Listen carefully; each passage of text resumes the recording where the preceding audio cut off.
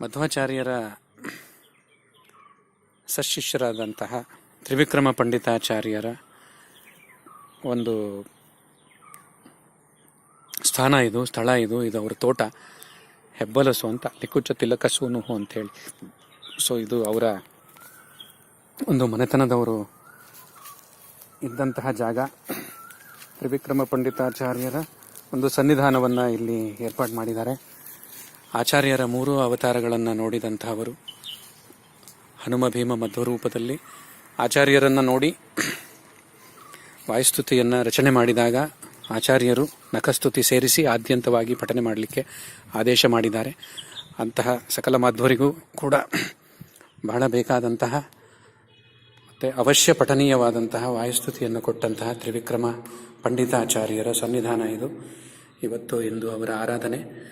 ಅವರನ್ನು ನೆನಪಿಸಿಕೊಂಡು ಪಂಚಾಮೃತಾಭಿಷೇಕ ಸಹಿತವಾಗಿ ಮನ್ಯು ಸೂಕ್ತ, ಬಳಿತಾ ಸೂಕ್ತ, ಶ್ರೀ ಹರಿವಾಯುಸ್ತುತಿ ಪಾರಾಯಣ ಪೂರ್ವಕವಾಗಿ ಯಥಾಶಕ್ತಿ ಸೇವೆ ಕೈಂಕರ್ಯಗಳನ್ನು ಇಲ್ಲಿ ನೆರವೇರಿಸಿದ್ದೇವೆ.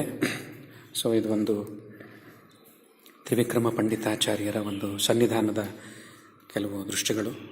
ಇದು ಎಲ್ಲ ಇನ್ನು ಸಂಪೂರ್ಣವಾಗಿ ಇದು ನಡೆಯಬೇಕಾಗಿದೆ. ಇದು ಹಿಂಭಾಗದ ದೃಶ್ಯ. ತ್ರಿವಿಕ್ರಮ ಪಂಡಿತಾಚಾರ್ಯ ಮತ್ತು ಇಲ್ಲೇನೆ ಇವರ ಮನೆಯಲ್ಲಿ ಇವರ ಮಕ್ಕಳಾದಂತಹ ನಾರಾಯಣ ಪಂಡಿತಾಚಾರ್ಯರು ಶಿವಸ್ತುತಿಯನ್ನು ಕೊಟ್ಟಂತಹವರು ಮತ್ತು ಸುಮಧ್ವ ವಿಜಯವನ್ನು ಕೂಡ ಮಧ್ವರಿಗೆ ಪರಿಚಯ ಮಾಡಿಕೊಟ್ಟವರು. ಅವರ ಒಂದು ಸನ್ನಿಧಾನ ಕೂಡ ಇಲ್ಲೇ ಅವರ ಮನೆಯಲ್ಲೇ ಇದೆ. ನಾವು ಇಲ್ಲಿ ಮೊದಲು ತ್ರಿವಿಕ್ರಮ ಪಂಡಿತಾಚಾರ್ಯರ ಒಂದು ಸನ್ನಿಧಾನದಲ್ಲಿ ನಮ್ಮ ಸೇವೆ ಕೈಂಕರ್ಯಗಳನ್ನು ನೆರವೇರಿಸಿ ನಂತರ ಮುಂದೆ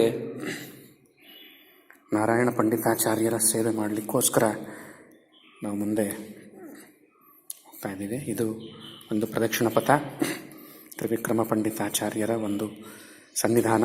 ಇದು ಕಾವು ಮಠ ಅಂತ, ಕಾಸರಗೋಡಿನಿಂದ ಸುಮಾರು 4.5 ಕಿಲೋಮೀಟರ್ ಹಿಂದೆ ಇರುವಂತಹ ಒಂದು ಸ್ಥಳ.